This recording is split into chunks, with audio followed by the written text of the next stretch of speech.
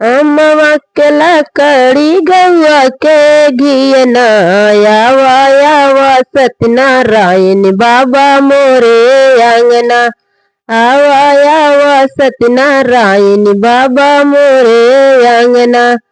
अम्मवा के लकड़ी गैया के घियना आवा आवा सत्यनारायण बाबा मोरे अंगना।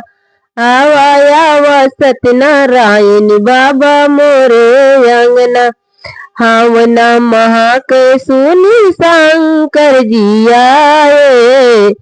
हावना महा के सुनी शंकर जी आए। शंकर जी आए संगे गौरा भी आई। शंकर जी आए संगे गौरा भी आई। गोंदिया खेलते गणपति लालना। गोंदिया खेलते गणपति लालना। आवा आवा सत्यनारायण बाबा मोरे अंगना। आवा आवा सत्यनारायण बाबा मोरे अंगना। अम्मवा की लकड़ी गैया के घियना आवा आवा सत्यनारायण बाबा मोरे अंगना।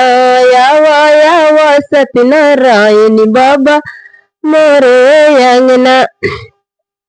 हावना महा के सुनी विष्णु जी आए। हावना महा के सुनी विष्णु जी आए। विष्णु जी आए संग लक्ष्मी भी आई। विष्णु जी आए संग लक्ष्मी भी आई।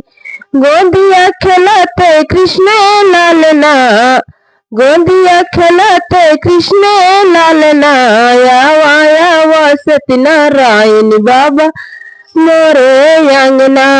आवा आवा सत्यनारायण बाबा मोरे अंगना।